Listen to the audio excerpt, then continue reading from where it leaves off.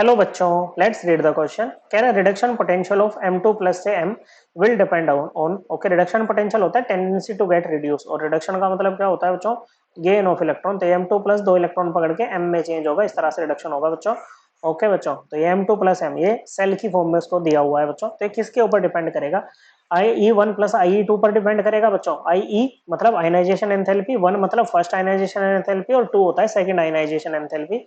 Ionization enthalpy होती है the amount of energy required to remove an electron from isolated gaseous atom और ion. Okay बच्चों, तो ये देखो, जैसे M है, M से जब आप पहला इलेक्ट्रॉन निकालोगे ना बच्चों, गैसियस से पहला ये इलेक्ट्रॉन निकाल के M प्लस गैस बनाया बच्चों, तो इसमें जो एनर्जी लगी वो IE1 होगी बच्चों।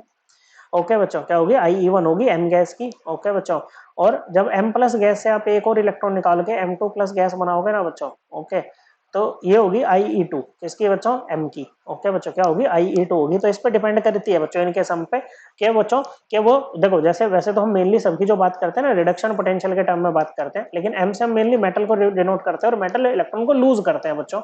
ओके, तो इनका ऑक्सीडेशन होता है। ऑक्सीडेशन पोटेंशियल कुछ नहीं होता बच्चों, नेगेटिव होता है रिडक्शन पोटेंशियल का। तो हम मेनली सभी के लिए ना बच्चों रिडक्शन पोटेंशियल की ही बात करते हैं, चाहे वो ऑक्सीडाइज हो रहा है चाहे वो रिड्यूस हो रहा है बच्चों। ओके, तो इस सम पे वो डिपेंड करेगी बच्चों। ओके, अब मेटल जनरली सॉलिड होते हैं बच्चों। अब सॉलिड को पहले आपको गैसियस फॉर्म में लाना पड़ेगा, तभी जाके आप आयनाइज करोगे उसको बच्चों।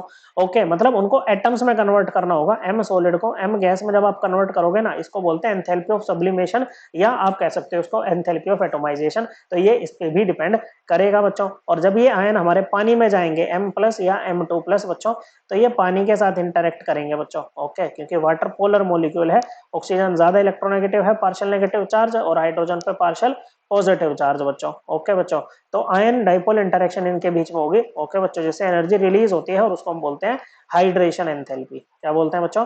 उसको हम बोलते हैं हाइड्रेशन एंथैल्पी। क्या बोलते हैं बच्चों? हाइड्रेशन एनर्जी हम उसको बोलते हैं। अब एक तरह से ना बच्चों, अगर आपको M से सपोज करो M से M2 प्लस बनाना है ना बच्चों, तो ये जो हाइड्रेशन एनर्जी है ना, ये आपकी इनकम है। ओके बच्चों, और ये दोनों आपका एक्सपेंडिचर है।